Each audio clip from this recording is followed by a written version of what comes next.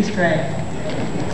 And now the Advocate for Justice Award, Johnny Barnes and Art Spitzer. Each year, we honor an outstanding lawyer who serves the District of Columbia community. The 2009 award is shared by two great leaders of the American Civil Liberties Union. I'm trying this out, of the nation's capital. We're talking about that new name.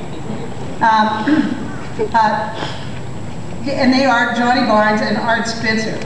Nearly 20 years ago, Art inveigled me into joining the ACLU Litigation Screening Committee, the group that decides which cases the ACLU ought to take every month. Let's see, that's one meeting a month for 12 times per year times 20 years. That's 240 meetings and thousands of emails. Yeah.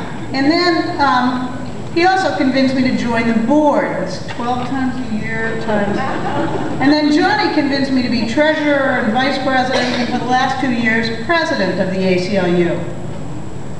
I should hold a grudge against both of them, but instead I stand in awe of the remarkable job they do to protect our civil liberties.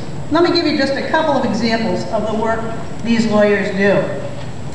The DC Police Department announced a plan to purchase hundreds of surveillance cameras, which they would post in high crime areas. The idea was that the cameras would catch the criminals or something. I never really understood it. Johnny and Art realized that the First Amendment right to privacy was implicated. Washington, D.C. was starting to look a little like Russia, with Big Brother watching innocent people around the clock.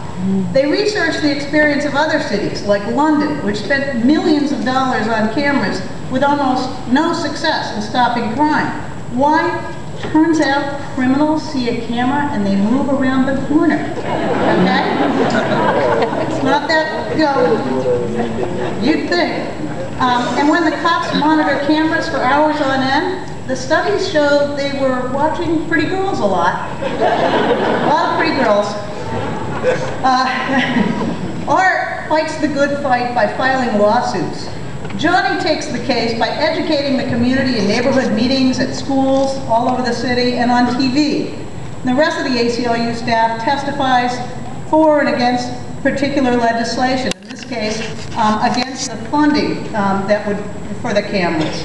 The ACLU position, please don't spend millions of dollars on a plan that will infringe on our privacy but not stop crime. Spend the money to put more cops on the street. You think? Last fall, the Attorney General announced a plan to set up checkpoints in poor neighborhoods. The idea was to stop drive-by shootings by stopping all cars from entering the neighborhood to see if the drivers could produce ID showing they live there, or other proof, like a doctor's appointment, that furnished a reason for them to be in the neighborhood. Does this sound like a good plan to you? This is another example of police interfering with privacy without a warrant and without any particularized reason to believe that the driver stopped is involved in criminal activity. Meanwhile, you and I know that the bad guys see the checkpoints and drive away, or they park and walk in, okay? Johnny and Art to the rescue. The threat of a lawsuit and the community outreach resulted in the police backing away from this overly intrusive, and some would say silly, tactic. I could go on and on. When I asked Art to take a look at my first law review article, 80 pages or so, I received a 3-page, single-spaced, detailed critique at 2 a.m. the next morning. It was the greatest gift. I cannot tell you what a gift that was.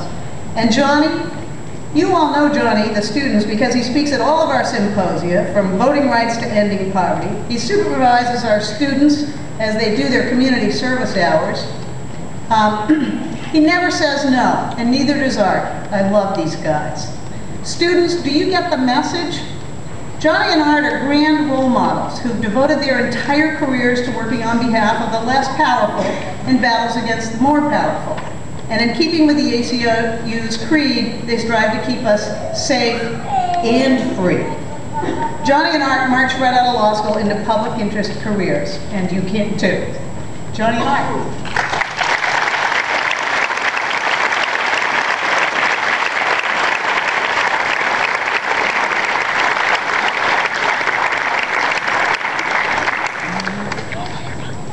Thanks, Shelley, for the honor and the recognition. it feels odd to me to be called a hero, because I don't think of myself that way. I think I'm just lucky to be able to do a job that I enjoy, that fits my talents and my somewhat sharp personality, that makes me feel good about what I do, and that also has the potential to make the world a little bit more the way I'd like it to be. I'm particularly pleased to be recognized by this law school, which is dedicated to making each of you a hero, and to be speaking to an audience filled with people whose idea of success is more or less similar to mine. I think you all have the ability to become the sort of hero you apparently want to be. If your goal were to become a federal judge, probably not all of you could do it. If your goal were to have a private jet and a summer home in Jackson Hole, not all of you are likely to achieve that.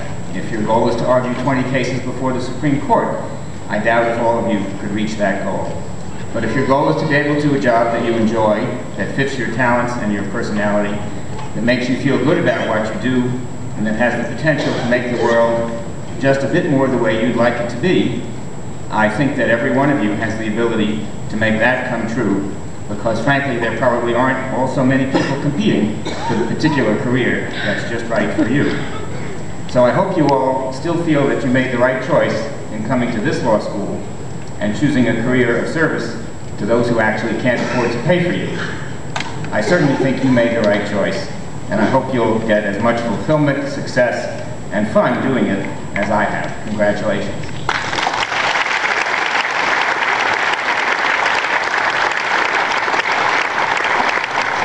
Thank you. It's said that a microphone can be as intoxicating as 3 martinis. You needn't worry, I'm a teetotal. Madam Dean, Mr. President, other distinguished guests, students, of course, faculty, friends, and family, I'm so honored to be here, and I'm doubly honored to share this award with Art Spitzer, a constitutional genius. A leading constitutional scholar in America. You know, it's law school and lawyering are places where some find themselves, some lose themselves.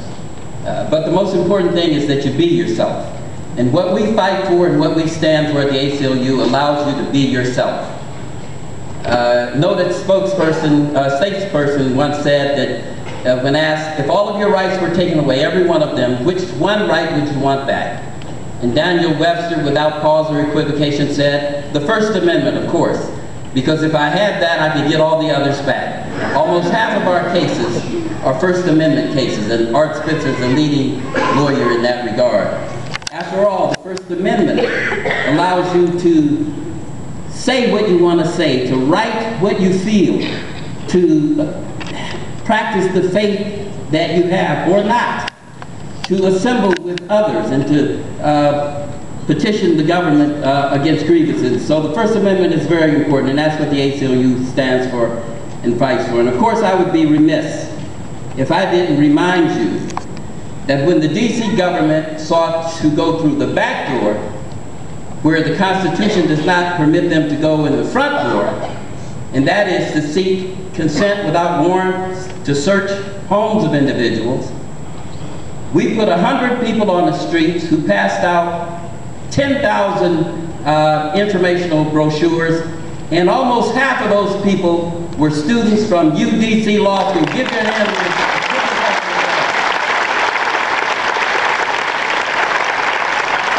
the police never instituted that program. And let me just say finally, Ms. Arnwine reminded me what is etched above the Supreme Court. It says equal justice under law. They got it wrong. They got it wrong. It ought to say equal law under justice. Justice is the higher authority. Fight for justice. If Art Spitzer was in a law firm, he'd be filthy rich. He chose to fight for justice, and I hope many of you do as well. Congratulations and thank you.